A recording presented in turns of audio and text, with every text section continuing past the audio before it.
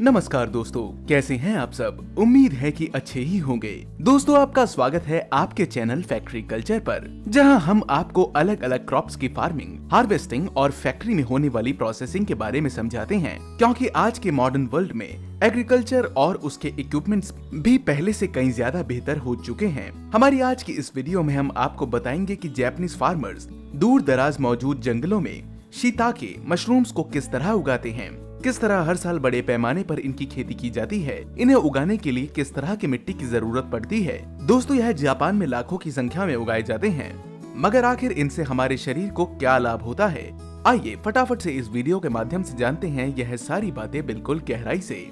Mountain shiitake mushrooms, यह वो mushrooms हैं जिनका इस्तेमाल जापान में कई डिशेस को बनाने के लिए किया जाता है। यह मशरूम जापान के सुंदर और घने जंगलों में पाए जाते हैं। इन शिताके मशरूम्स को पिछली हजारों सालों से जापान में इसी तरह से उगाया जाता आ रहा है। अगर आप किसी जापानीज से इसके बारे में सवाल करेंगे तो वो आपको इसके बारे में जरूर बताएंगे, लेकिन शायद उन्होंने भी इन जंगलों के बारे में नहीं सुना होगा। यह शिताके मशरूम्स कम कैलोरीज और कम फैट के साथ आते हैं, लेकिन उनमें जरूरी पोषक तत्व जैसे कि विटामिन्स, मिनरल्स और फाइबर्स भरपूर मात्रा में मौजूद होते हैं। उनमें खासकर बी विटामिन्स, सेलेनियम और कॉपर की अधिक मात्रा में मौजूदगी होती है।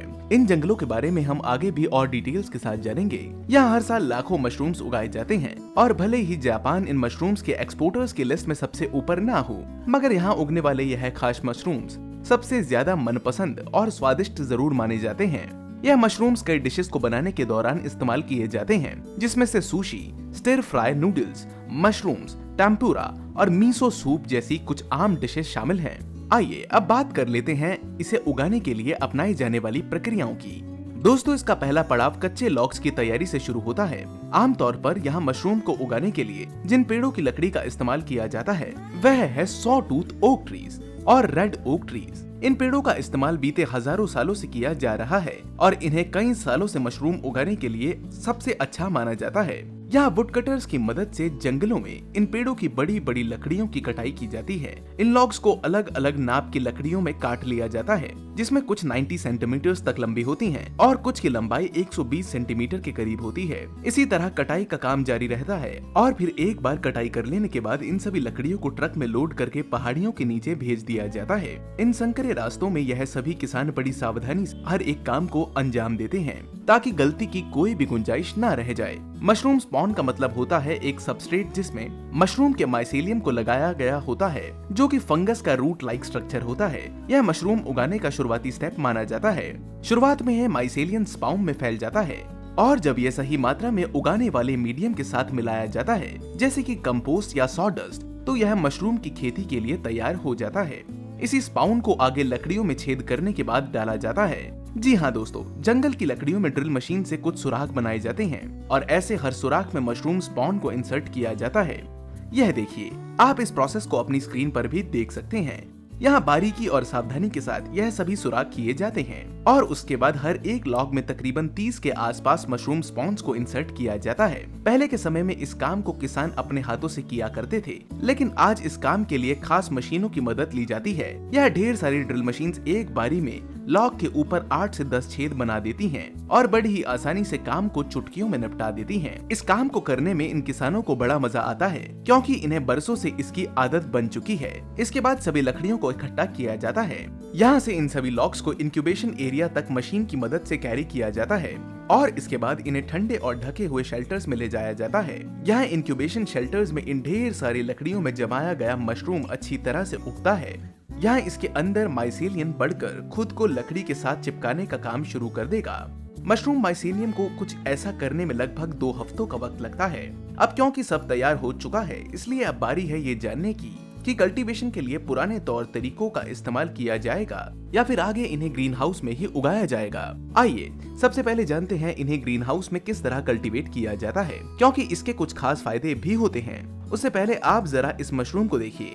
क्या आपको भी यह देखने में काफी सुंदर नजर आ रहे हैं? वैसे जितने ये सुंदर होते हैं उससे ज्यादा ये स्वादिष्ट होते हैं। दोस्तों, इन ग्रीन हाउस में उगने वाले मशरूम्स के मामले में नमी और तापमान पर नियंत्रण बनाए रखना बेहद जरूरी होता है। इसके साथ ही इसमें उगने वाले मशरूम्स की हार्वेस्टिंग भी ज्यादा आसान होती है, जिसके चलते यहाँ मशरूम को अधिक मात्रा में उगाया जा सकता है। मगर ये बात तो तय है कि मशरूम को हार्वेस्ट करने में कम से कम भी तो 2 साल का वक्त तो लगता ही है।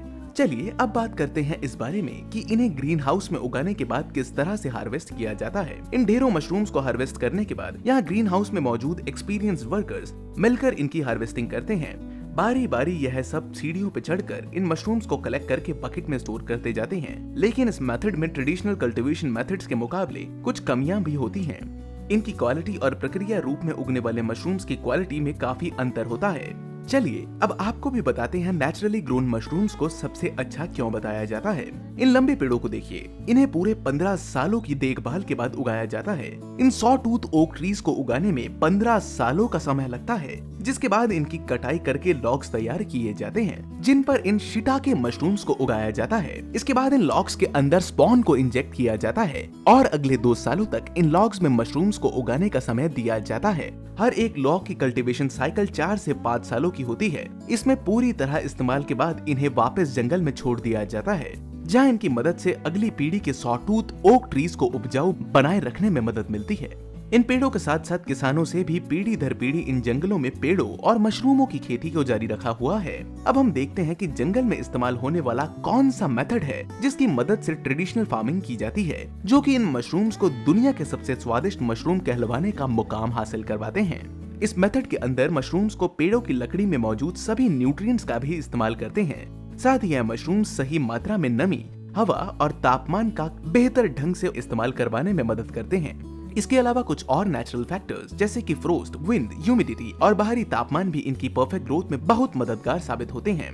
हालांकि इस तरीके से यह किसान बहुत ज्यादा मशरूम्स तो नहीं उगा पाते, मगर हर साल एक निश्चित मात्रा में इन्हें मशरूम्स हार्वेस्ट करने को मिल ही जाते हैं। यही कारण है कि ताजे मशरूम बेहद ज्यादा महंगे होते हैं और इनके बीच मौजूद सूखे मशरूम्स जिन्हें बाहर के देशों में एक्सपोर्ट किया जाता है, उनकी कीमतें काफी कम होती हैं।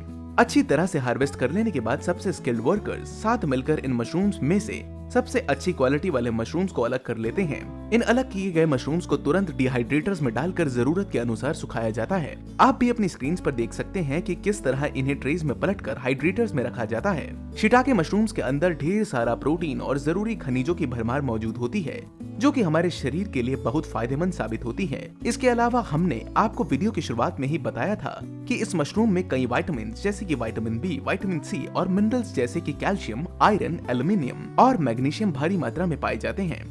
दोस्तों यहाँ महीनों तक ये वर्कर्स इन मशरूम्स की देखरेख बड़ी ही मेहनत के साथ करते हैं। सूखे हुए शिटाके मशरूम्स के 100 ग्राम्स में 0.5 ग्राम फैट मौजूद होता है, 34 कैलोरीज होती हैं और 2.5 ग्राम फाइबर्स मौजूद होता है। यह न केवल शरीर के लिए पौष्टिक होता है, बल्कि इसका स्वाद भी बेहद अच्छा होता है। तो दोस्तों आज की इस वीडियो में आपने देखा जापान का मशहूर शिटाके मशरूम। दोस्तों आपको यह वीडियो कैसी लगी हमें कमेंट्स में जरूर बताएं। आगे भी ऐसी ही वीडियोस देखते रहने के लिए हमारे चैनल को सब्सक्राइब करना ना भूलें। हम जल्द ही मिलते हैं आपको एक और शानदार वीडियो में। तब तक के लिए आप रखें ख्याल अपना और अपने परिवार का। Bye bye.